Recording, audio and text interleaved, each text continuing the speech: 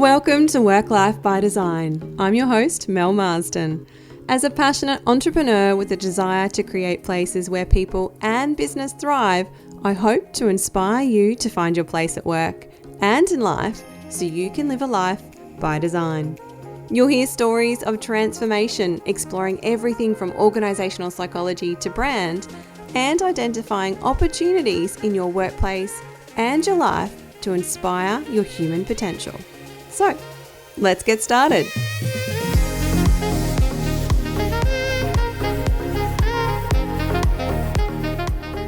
Hello and welcome back to Work Life by Design.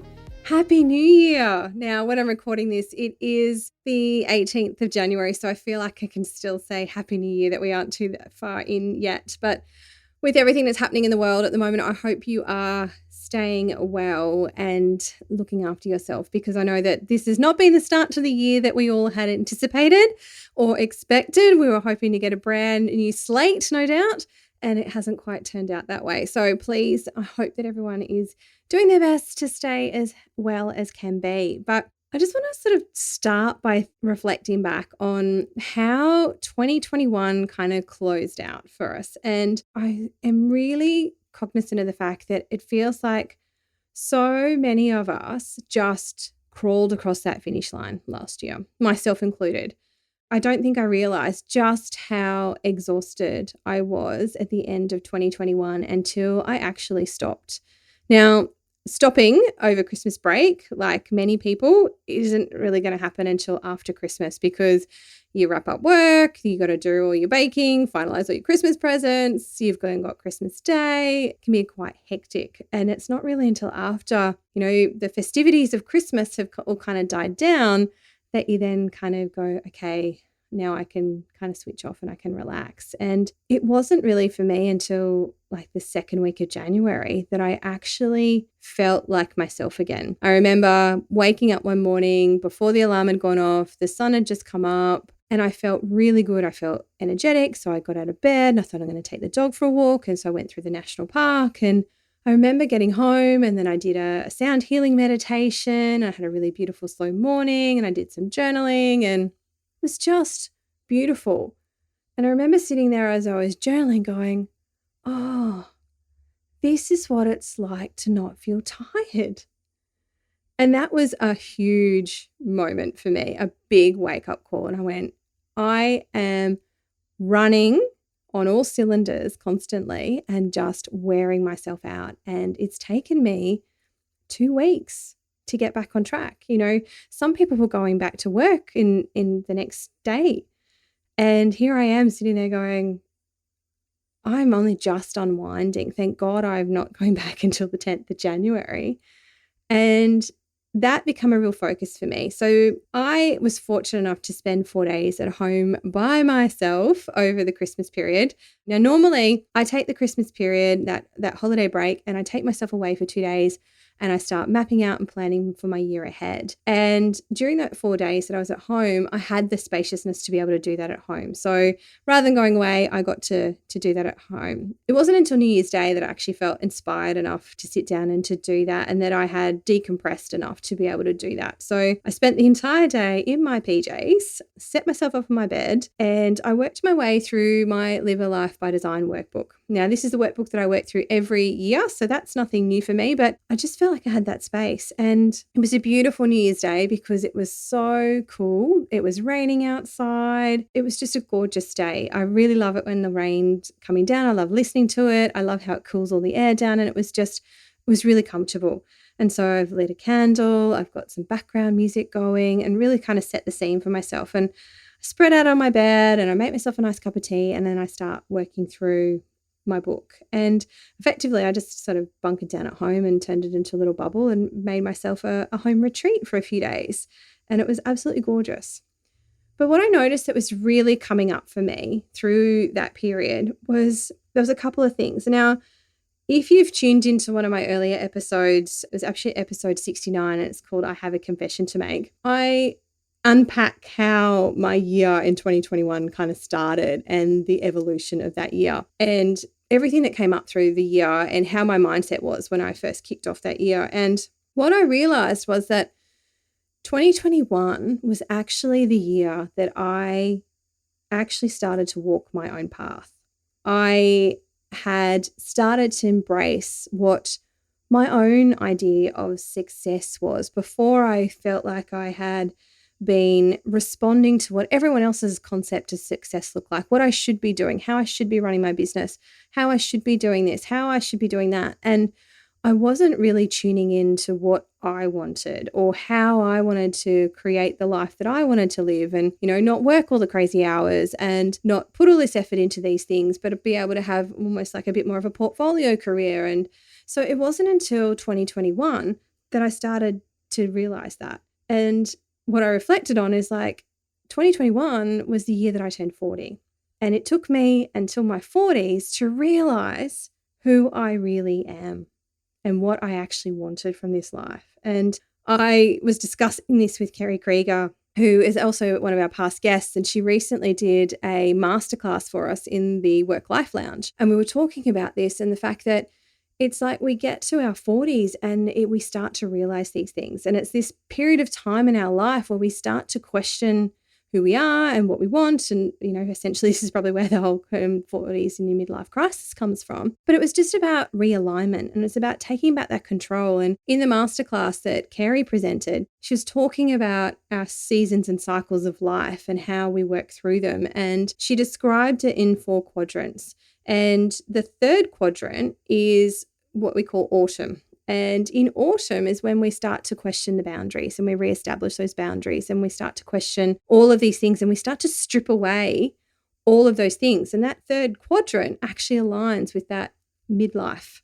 If we only live to 80, hopefully I live a lot longer than that. But, from that 40 period onward is when we start to get into this questioning and this shedding and this stripping away of all these layers. And it was just this really beautiful analogy and this idea of really starting to reconsider what it is that we want from our lives and how we're going to go about getting that. And I thought that was just a really beautiful way that it had all come together.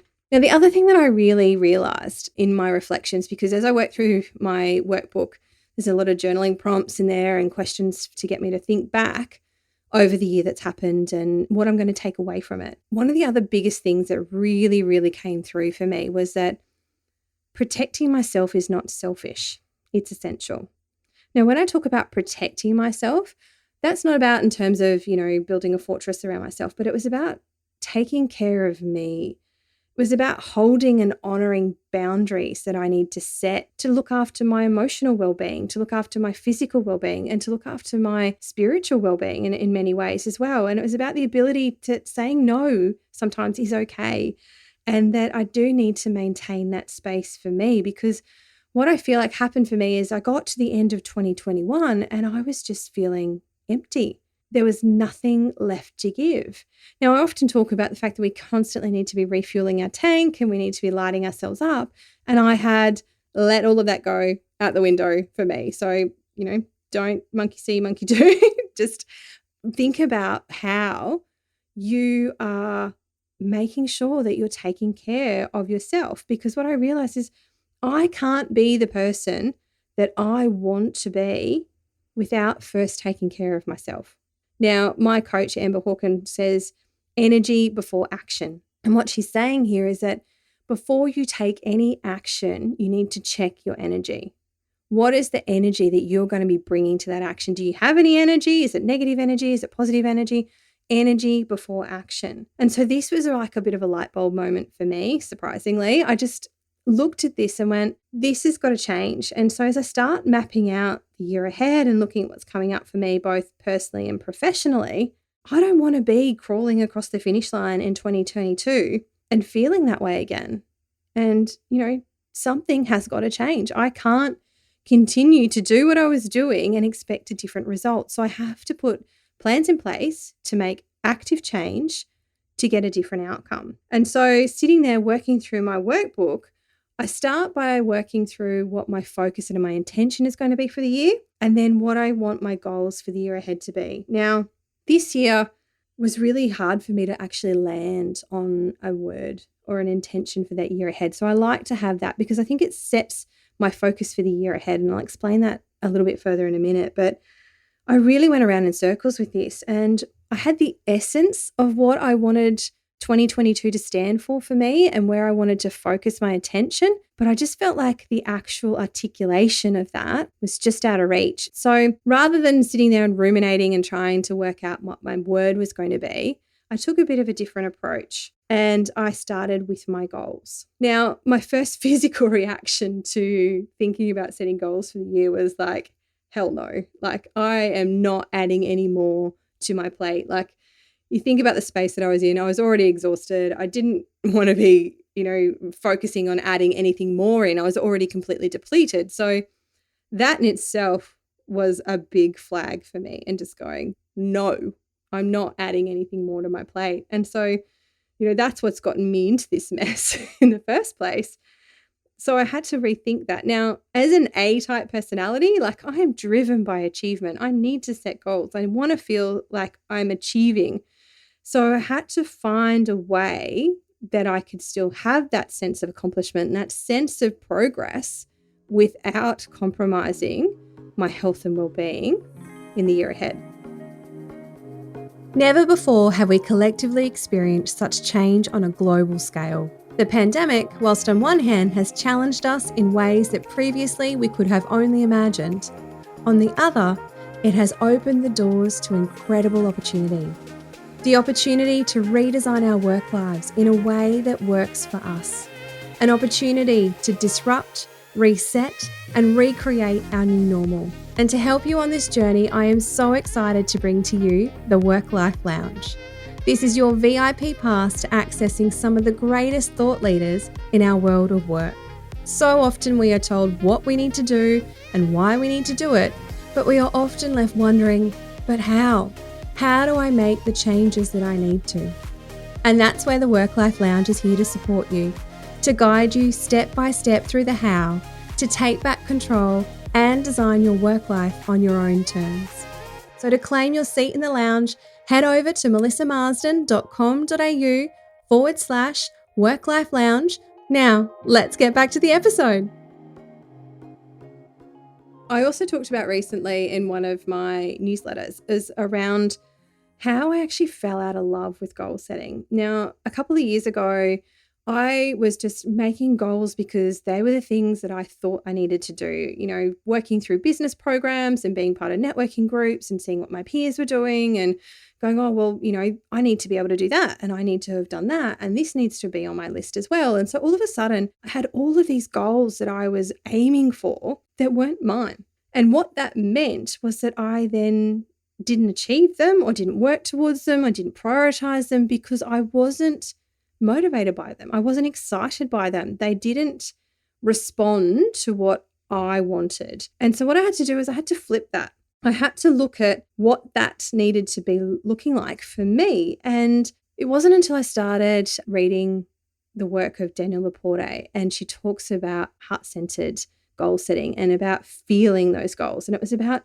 how do you actually want to feel when you achieve that goal? What is it that's going to make you feel excited, illuminated, proud of yourself? What is that feeling going to feel like?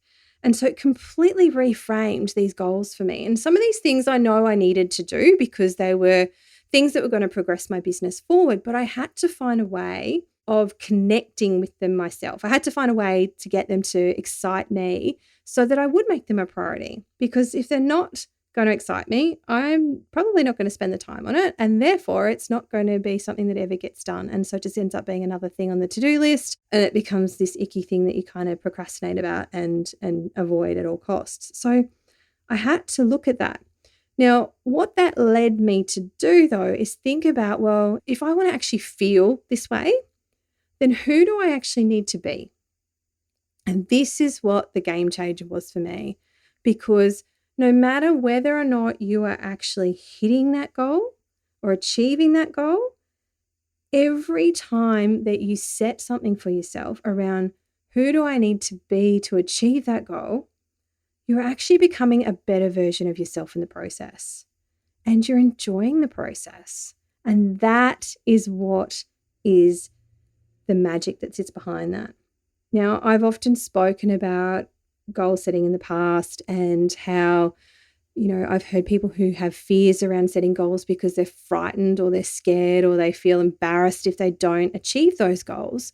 But when you flip it like this and you start to think about, well, who do I want to be as a result of working towards this goal, whether you hit that target or not, whether you get to that outcome, whether you achieve that goal, you have made progress because you have been focused on bettering yourself, improving yourself, enhancing yourself through that journey. And you've done it in a joyful way because you've focused on how you want to feel as you move through that. So it's a completely different shift on that whole idea. And so then it's about the progress. It becomes about the development, the growth that you're getting on the way. And so rather than having goals, I set myself intentions now. And I use these intentions to help guide myself through the year. And so under these intentions sit the things that I'd actually like to do. But it's with this larger vision in mind. So I have the goals that I want to achieve, but they're sitting underneath these intentions. And so I've landed on 5 intentions, each with a statement that's sitting underneath to help give it context and give it direction for myself for the year ahead. Now, these focus points have come about by me looking at the priorities that I have for the year ahead. Bear in mind, I don't want to add anything more to my plate. And I've got some big things happening in 2022. So I'm actually having another baby in May. So there's a whole raft of things that need to sit behind that. I need to get my business baby ready. I need to be recruiting, a 2IC and some support into the business. I need to be tightening up the processes that come with that because I actually would like to take some mat leave. This is definitely going to be my final baby. So I want to make sure that I have the space and the time to be able to be there with my baby. And so that also means we need to look at renovating the house because we're running out of room. We can't put all our kids in there. So it's all of these things that I've got coming up for me, which are big things this year. And so it's about looking at how I can then juggle the business and the baby and making space for all of that to happen. But the other things that I'm really conscious of is, I want to make sure that I'm still giving the time and attention to my husband and to our kids. We don't want this to be all about the new baby. It's like, how does everyone else being fitted into this? I also want to make sure that I'm taking care of me in this process as well. So I still have hobbies and interests and creative pursuits and skills that I want to develop. So how do I go about making sure that there's still time for those things for me to do? Because otherwise I'm going to end up in that depleted mess again because I haven't prioritized the opportunity for me to do things that actually light me up. And, I've still got business goals that I want to kick as well. So I need to be looking at all of these things, but I want to do it without hitting that burnout point. How can I do more with less? How can I work smarter and not harder? And how can I be more connected back to me rather than just pushing through? How do I stay in alignment with those little niggles and those cues and those little warning signals that come up in your body that you often just kind of push to the side and go, don't have time for you, not listening, I'm leaving you out. So they're the kinds of things that played into my mind. So I'm going to share with you my 5 intentions and the statements that I've got sitting underneath them for the year ahead. So my first one is yin. And this comes from the whole concept of yin and yang because yin is that feminine energy. It's about creativity. It's about flow. It's about freedom and relaxation and space. And so my statement that's sitting underneath that is a free, unrestrained and expansive feminine being, deeply connected and in tune with her body and soul, nurturing her nervous system to foster creativity, flow and energy. So this is my number one intention, and that's because I want to make sure that I am taking care of me. And I have yang in spades. It's about drive. It's about focus. It's about doing. It's about getting things done. Now, I need to find some space and some time to really dial up that yin because I need to be ensuring that I'm supporting my parasympathetic nervous system, that I'm getting into that relaxed mode because that's where I'm going to be more creative. That's where I'm going to find more expansiveness. That's where I'm going to find more energy. So that is a big one for me. The next one is around connection. And the statement that's sitting under this one is a loving, attentive, affectionate, and caring partner and mother, creating space for deeper quality connection to grow.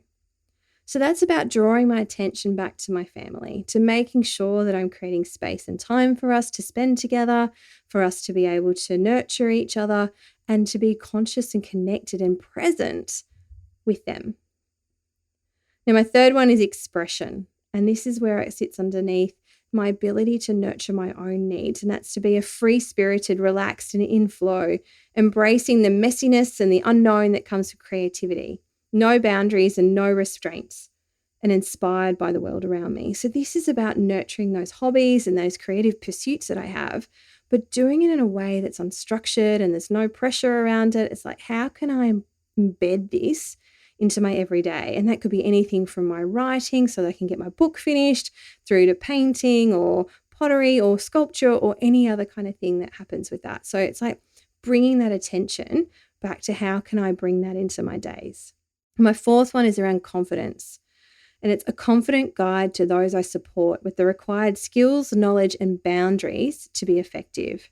And so this is about my own personal development and how I want to give back into the community and what I service my clients with and how I support them in my training groups and my online programs and my coaching and my mentoring.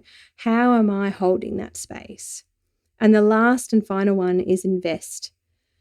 And invest for me is I want to be financially savvy and independent with diverse income streams so that money flows to me whether I work for it or not. Now, I also had Mel Brown on the podcast last year, and Mel talks about having 7 streams of income. And I think one of the mindsets that I had actually got stuck in was that we work for money. We go to work, we earn money. And that was my only stream of income. And I want to start looking at how I can diversify that. So I'm looking at investing and how can I put money into shares or property or wherever else that might go so that I can actually have a more diversified income stream supporting me more holistically rather than being solely reliant on the exchange of money for work. And that was a complete game changer for me in terms of mindset around money and how that can flow to me, whether I'm working for it or not. But it's also that deeper piece for me in terms of investment. It's where else do I want to invest in myself? So investing can be financial, but it can also just be skills and confidence and anything else that comes with that. So it's a bit more diverse in that one. So these are my 5 intentions and my statements for how I'm really going to focus my energy for the year ahead. And it was through this that I started to feel my word and the focus that I had for the year ahead and this overarching intention, it started to emerge. And you might have actually heard me using the word a couple of times in there because it actually started to really resonate. Like it just came out. And so my word for this year is spacious. And the definition of spacious is large or magnificent in scale, expansive. Now, this is not about growth or scale or expanding the business. It's about making space, creating room, feeling expansive. It's about feeling unconfined and not feeling restricted or under pressure and like being able to actually breathe. It was about providing that point of realignment to refocus my priorities when things do start to feel compressed. And this is a really important thing is you want to be able to use your word to help realign you when things start to get wobbly, when the wheels start to fall off, when you do start to feel like you're under pressure. You can use this word to bring you back and go, okay, this is what's important to me. This is where my focus needs to be. This is how I actually want to live my life. So what do I need to change to bring all of those things back into line? And so when we're feeling full and nurtured and refueled and really energized, that is when we can start to make our greatest impact. And so that is why this word spacious is so important to me for this year, is because when this is happening, things become effortless and easy. And this is that idea of being able to do more with less and not having to work harder, but being able to work smarter. Because when you're in flow, things are easy. It doesn't feel like it's taking a great deal of energy. And that is the feeling that I really want to embody this year. That is my focus. And so I first need to protect my own time and my own energy and my own mindset. And that is what I need to be doing by creating that spaciousness. Because what I realized is that this is not selfish, it is essential. I cannot be who I want to be if I'm depleted, if I'm run out, if I'm exhausted. It's just not possible. So this is going to be my focus for the year ahead, and it underpins all of my decision making. What events I attend, what conferences I go to, what speaking engagements I accept, what programs I'm going to launch and when I'm going to be launching them, the holidays we're going to be taking, any of the extracurricular stuff that I want to get involved in, let alone what the kids are going to get involved in. But it also helps me start to work out what my days and my weeks need to look like so I can make this happen. It is informing all of my planning, both my business and my personal.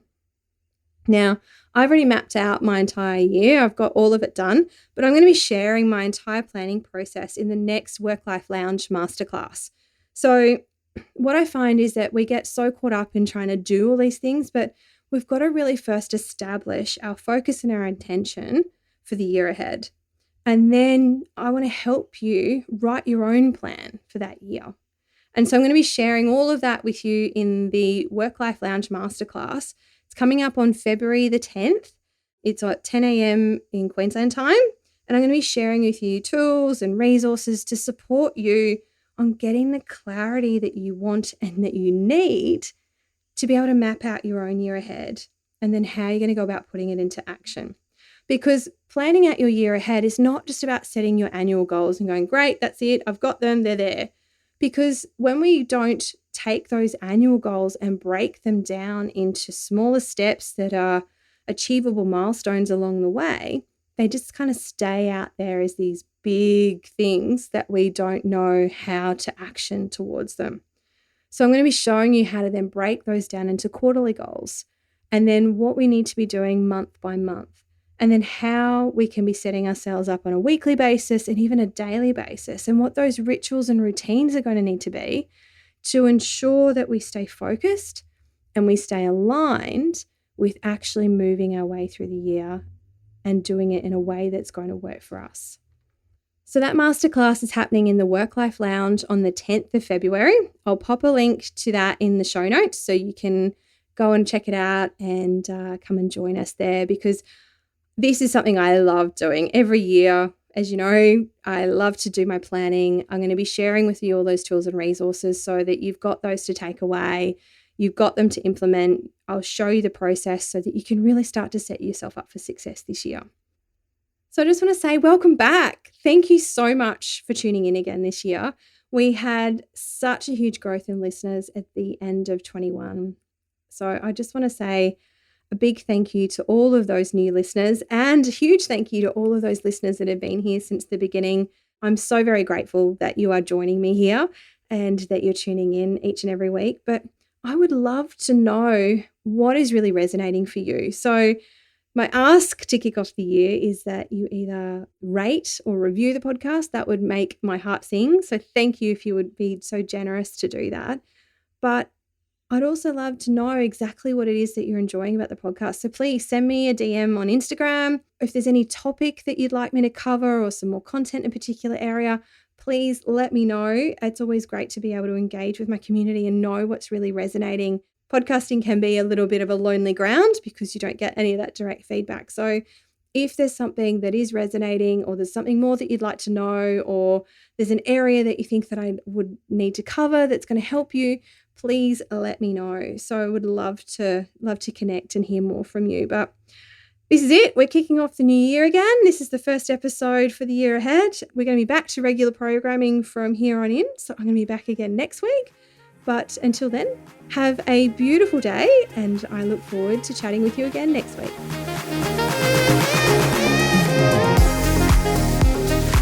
Thank you for joining me for Work Life by Design. If you enjoyed this episode, I'd love you to rate, review, or subscribe, or all three, in iTunes, and share it with your friends so we can continue to build this community. I would love to hear from you. If you have any thoughts, questions, or suggestions, you can connect with me on Instagram at Melma or send me an email at melissa@melissamarsden.com.au. I hope this episode has given you a few sparks of inspiration so you can design a work life you love.